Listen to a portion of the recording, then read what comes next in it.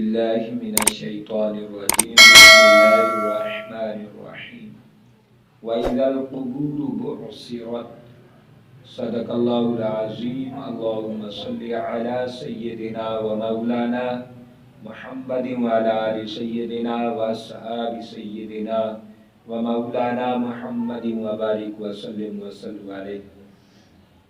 پیارے دوستو، آج کی گفتگو قبر کے متعلق کرنا چاہتا ہوں۔ قبر ایک گڑھا ہے، وہ جنت کا باغ بھی بن سکتی ہے، جہنم کا گڑھا ہی بن سکتی ہے۔ تو قبر کے متعلق ہمیں تیاری کرنی چاہیے۔ ہمارے کئی ایسے بزرگ ولی نیک نمازی گزرے ہیں جنہوں نے قبر کی ایسی تیاری کی کہ قبر میں جانے سے پہلے وہ قبر خرید لیتے، پھر قبر خرید کر اس میں پڑھائی کرتے، دن رات مسلسل قبر میں اتر کر سو کر جاگ کر بیٹھ کر وہاں مسلسل عبادت کرتے، بندگی کرتے، اللہ کو راضی کرتے۔ دو چار سو دفعہ انہوں نے قرآن کو وہاں ختم کیا، قرآن پاک مسلسل کثرت سے پڑھتے، ذکر و اذکار ورد و وظائف کرتے۔ آپ اندازہ کریں اگر اس طرح کا کوئی نظریہ رکھ کے قبر کی تیاری کرے، جب وہ قبر میں پہنچے گا تو کیا کیا انوار و تجلیات اتریں گی، کیا کیا خدا کی رحمت اترے گی۔ حضور نے فرمایا موتو قبل ان تموتو، مرنے سے پہلے مر جاؤ۔ اس طرح کا ہے کہ مرنے سے پہلے جب کہ تم نے قبر میں جانا ہے اس سے پہلے ہی قبر کی تیاری کر لو۔ تو ایسے اسی طرح قبر کے چاند ایک جو لغویات ہیں، بےہودہ چیزیں ہیں، ان سے ہمیں بچنا ہوگا۔ قبر میں ہم نے دیکھا ہے مختلف علاقوں کے مختلف رسومات ہیں، مختلف رواج ہیں، مختلف ان کے طریقہ کار ہیں جو کئی شریعت کے عین مطابق ہیں اور کئی شریعت کے خلاف ہیں۔ شریعت کے مطابق جو شریعت کے خلاف ہیں وہ یہ کہ دیکھا گیا ہے جب مرحوم کے لیے قبرستان میں ان کی قبر بنائی جاتی ہے، مرحوم کو قبر میں جب لٹانے لگتے ہیں تو مٹی پر کوئی مصلی بچھاتے ہیں جو کہ ٹھیک نہیں ہے۔ مٹی کے آپ سپرد کر رہے ہیں، آپ مصلی کے سپرد نہیں کر رہے ہیں۔ اور جتنی مرحوم بے بس ہوگا، مرحوم جتنا عاجزی میں ہوگا، مرحوم جتنا مٹی میں ملا ہوگا، اتنی خدا کی رحمت ہوگی۔ لہذا یہ جو مصلی بچھائے جاتے ہیں، اس مصلی کے جو پیسے ہیں ان سے کوئی چیز خرید کر مرحوم کی قبر پر ڈال دیں، کوئی پرندے کھائیں گے، کوئی جانور کھائیں گے تو یہ اس کو ثواب ملتا رہے گا۔ اور پھر دیکھا ہے کہ وہ روئی بچھاتے ہیں، کپاس بچھاتے ہیں، اس طرح کی طرح کی لغویات کرتے ہیں جو کہ نہیں ہونی چاہیے۔ مرحوم کو اللہ نے فرمایا ہے کہ مٹی کے سپرد کرو تو مٹی کے ہی سپرد کرنا چاہیے، مٹی میں ملا دینا چاہیے۔ اوپر نیچے سے جب مٹی ہوگی، بندہ بھی مٹی کا ہے تو رحمان کی رحمتیں ہو جائیں گی۔ اور آج کل تو دیکھا گیا ہے اور سنا گیا ہے کہ باقاعدہ طور پر کمبل بچھا دیا جاتا ہے، قبر میں پورا کمبل بچھا دیا جاتا ہے اور ان سے کہا جائے یہ کیا کر رہے ہیں، یہ غلط طریقہ ہے۔ وہ کہتے ہیں اللہ نے ہمیں بہت کچھ دیا ہے۔ بھئی اللہ نے بہت کچھ دیا ہے، اس کا شکر ادا کریں۔ کیا اللہ نے اس لیے دیا کہ تم ضائع کرتے پھرو؟ یہ جو آپ قبر میں روئی بچھاتے ہیں، کپاس بچھاتے ہیں، مصلی بچھاتے ہیں، کمبل بچھاتے ہیں، یہ سب کچھ ناجائز ہے اور فضول خرچی ہے۔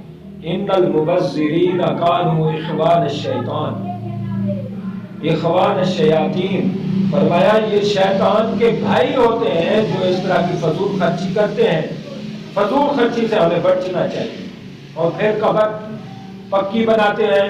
چلو بعض علاقوں کا دیکھا ہے کہ وہ مٹی ٹھیک نہیں ہوتی، بعض علاقوں میں قبر مضبوط نہیں بن پاتی، مٹی گیلی رہتی ہے، بارشیں زیادہ ہوتی ہیں۔ تو جہاں مشکل ہے قبر بنانا، کچی قبر بنانا مشکل ہے اور ممکن نہیں ہے، وہ چلو قبر پکی بنا لیں، ٹھیک ہے، جائز ہے۔ لیکن دیکھا گیا ہے کہ وہ قبر پکی بنا کے اوپر پکی بناتے ہیں۔ یہ کیا ہے؟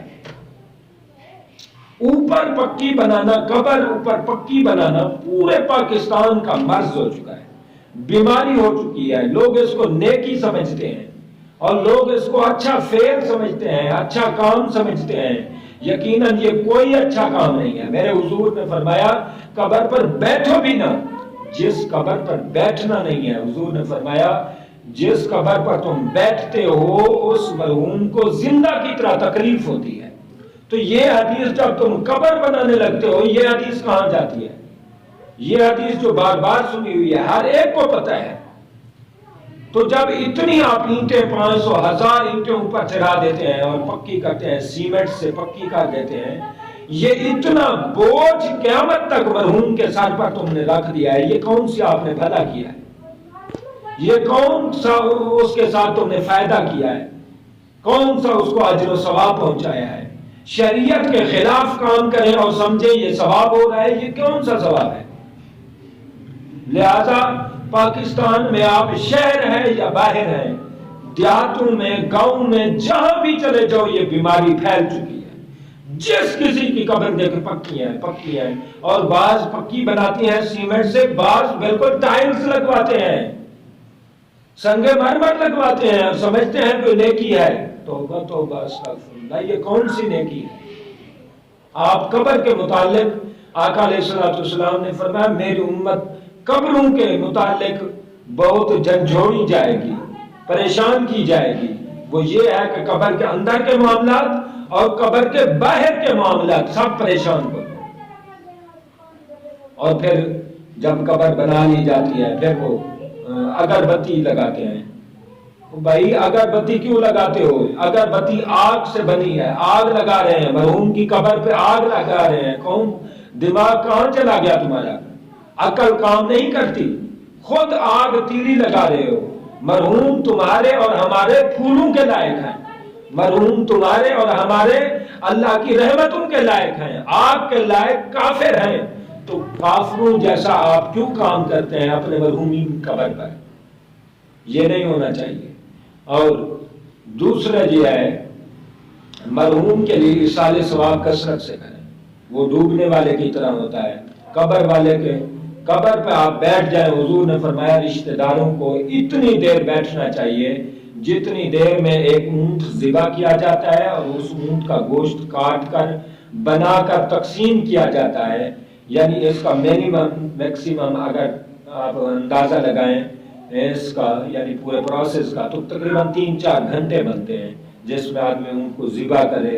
اونٹ کو 3 جگہ سے نہر کرنا ہوتا ہے، تو 3 جگہ سے نہر کرے، پھر وہ گوشت بنائے، بوٹیاں بنائے، ہڈیاں بنائے، پھر ان کو تقسیم کرے۔ یعنی 3-4 گھنٹے کا یہ پروسیس ہے، پیریڈ ہے۔ یہ تو ہم کرتے نہیں۔ جو آقا علیہ الصلوۃ والسلام نے فرمایا یہ کرنا چاہیے، مرحوم کی قبر پر بیٹھنا چاہیے۔ فرمایا جب اس سے منکر نکیر آ کے فرشتے سوال کرتے ہیں تو تم جب اوپر بیٹھے ہوں گے، ورثاء بیٹھے ہوں گے، تو مرحوم کا دل بندھ جائے گا، مرحوم اپنے آپ کو اداس نہیں سمجھے گا، اکیلا نہیں سمجھے گا۔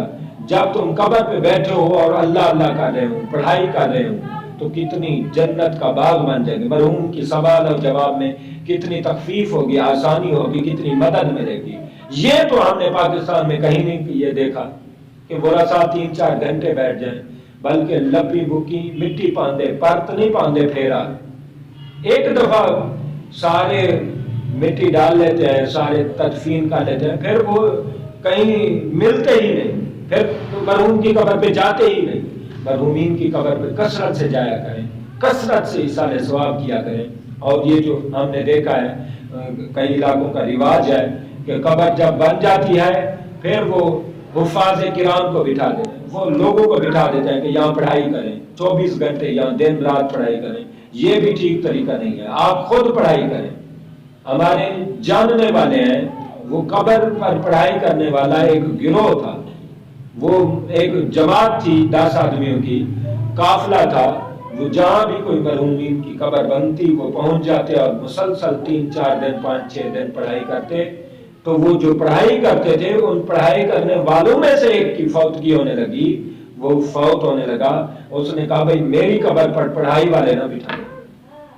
پتہ ہے نا پڑھائی کون سی ہم نے کی ہے، قبر پر کون سی ہم باتیں کرتے رہتے ہیں، قبر پر ہم نیٹ چلا کے بیٹھے ہوتے ہیں، موبائل چلا کے بیٹھے ہوتے ہیں۔ تو لہٰذا کسی کی پڑھائی اتنا متاثر کن نہیں ہے، پڑھائی خود کریں، آپ خود بیٹھیں۔ لہذا قبر کے متعلق ہمیں جو چیزیں کرنی تھیں ہم وہ کر نہیں رہے اور 0% بھی نہیں کر رہے۔ ہم نے کہیں بھی یہ ایسا رواج نہیں دیکھا کہ کوئی 3-4 گھنٹے مسلسل قبر پر بیٹھ جائے اور ذکر و اذکار کرتے رہے۔ کسی وارث کو، باپ کو بھی نہیں دیکھا بیٹے کی قبر پر، بیٹے کو بھی نہیں دیکھا باپ کی قبر پر، کہیں اس کی ایگزامپل نہیں ملتی۔ تو پیارے جو کرنا ہے وہ کرتے نہیں، دوسرے ہم کرتے رہتے ہیں۔ کہیں آگ لگا رہے ہیں اگربتیوں کو، کہیں وہ نیچے کمبل بچھا رہے ہیں، یہ کیا کیا چیزیں آپ بچھائیں گے؟ مرحوم کو اللہ کے سپرد کریں، اللہ سے دعائیں مانگیں۔ مرحوم جتنا بے بس ہوگا، جتنا مجبور ہوگا، اتنی خدا کی رحمتیں حاصل کر سکے گا۔ اور جب آپ سیمنٹ سے یا ٹائل سے پکی کر دیتے ہیں قبر، یہ تو 100 سال کا آپ نے قبضہ کر لیا ہے۔ اور حضور نے فرمایا میری امت میں سے ہر قبر میں سے 70 80 100 200 400 وہاں سے مرحومین نکلیں گے۔ تو پیارے ہمیں اس طرح کا نظام بنانا چاہیے۔ مالک کے حضور دعا ہے، مالک و مولا ہمیں صحیح معنی میں شریعت کی پاسداری عطا فرمائے، اپنے مرحومین کا صحیح معنی میں بھلا کرنے کی توفیق عطا فرمائے۔ وآخر